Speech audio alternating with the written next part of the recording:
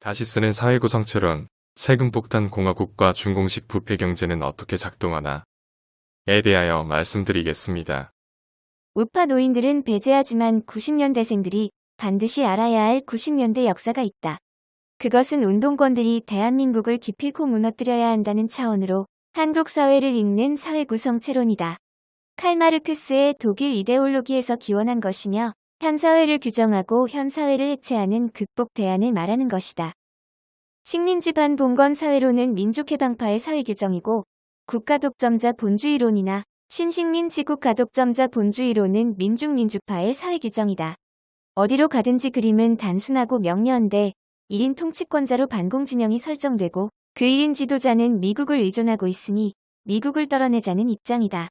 그러면 우리는 현 사회가 무엇이냐고 규정할 필요가 있다. 세금 폭탄 공화국과 준공식 부패 경제라고 규정하고 싶다. 그것은 단 하나의 원리로 돌아가는데 족장 신앙으로 돌아간다. 선거의 목적이 오직관을 이용하여 부패를 지향하는 귀족의 안치기이고 국민은 그 선거 과정에서 나타나는 도교적 무릉도원 환상 상징에 도취하는 방식이다. 준공식 부패 경제는 곧 부패를 할 수 있도록 최대한 느슨하고 통제 불가능한 사회 조직을 요구한다. 70대 할아버지들은 현재의 분석을 원하지 않는다. 언제나 70대들의 청춘 시절인 70년대에만 중독되길 원한다. 현재는 즉흥적인 반발로 굳어지길 원한다. 군사정권의 국가주의에 대응하는 사회구성체로는 미국의 군대가 자유민주 체제를 보호하는 근원이라는 이야기로 맺어지며 그 연관성에서 공권력으로 맺어진다. 그래서 저임금 체제로 이어진다는 게 불만의 근원이다. 지금은 실물경제와 자산가치의 괴리가 모든 문제의 기원이다. 이를 통하여 세금 폭탄 공화국이 존재한다. 아낌없이 실물경제와 무관하게 자산가치를 쳐올리고 그것을 통해 얻는 징수로 준공식 부패사회를 달성한다. 그 여파가 빙산의 일각으로 드러난 추미애 조국 윤미향이다. 군사정권은 저임금 수출 방식을 고정하려 했다. 그것을 통해서 나타난 피해자는 저임금 근로자다. 좌파 독재는 장기간 자산시장과 실물경제의 괴리를 방치했다. 부채를 하는 자산 소유자들은 비소비형 지출 과다로 소비 침체로 시작했고 뒤이어 세금 폭탄은 추가적 소비 축소를 야기했다. 준공식 부패 경제의 또 다른 수혜자는 준공의 국영기업에 해당될 재벌들이다.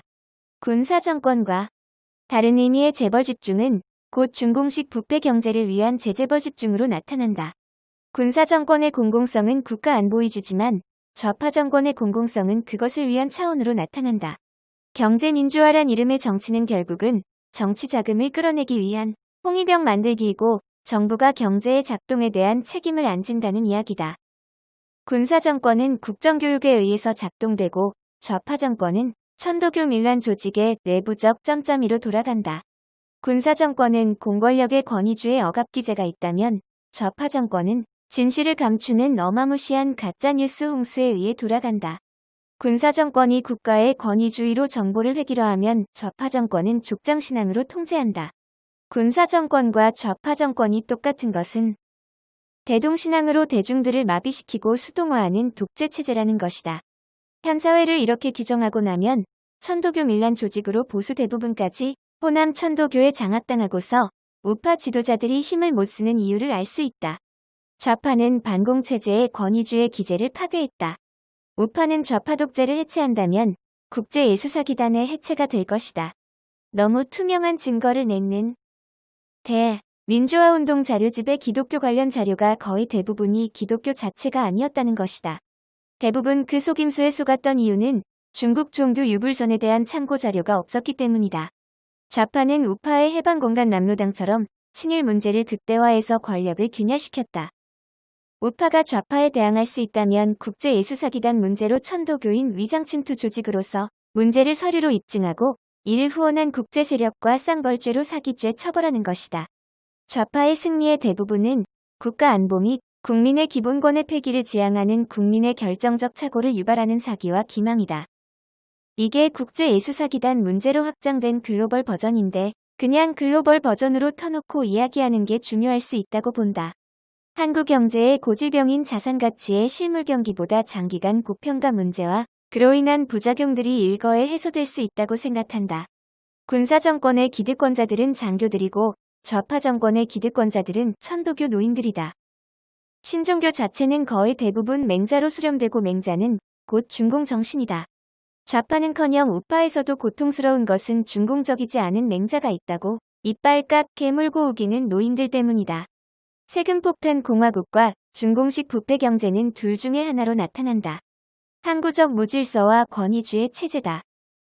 마치 1950년대 자유당 체제가 군사 독재라는 권위주의 체제로 바뀐 것이 이해다. 이런 일을 하려고 더불어 민주당이 고려연방제 조직에 맞추고 국민의 분노를 유발하여 제2의 탄핵 국면으로 사회전복을 꿈꾼다. 여기서 이를 깨는 유일한 방법은 우파 국민이 조갑제식의 왜곡된 용어에 오염되지 않는 원래의 자유민주적 기본 질서를 주장하는 것이다. 즉, 중공의 고대 사회의 춘추 전국시대 시계 혼란을 극대화하고 진나라 창출 같은 권위주의 모델로 고려연방제의 국민의 착오를 유발하여 동익해 하려는 전략인데, 이런 것이 근본적으로 안 되게 정세현의 계획을 국제사회의 사기죄 고발로 가는 것이라고 본다. 김정은의 악마성 이전에 정세현의 악마성이 있는 것이다. 결국 군사정권 세력이 98년 IMF에 의해서 최종적으로 삭제됐다면 한국 사회는 IMF에 준하는 경제 급변 사태가 와야 사실상 변하지 싶어진다. 한국 우파 국민은 매우 억울하다. 세계교회협의회와 바티칸 성당의 기망행위에 의해 빚어진 것이기 때문이다. 구독, 좋아요, 알림 설정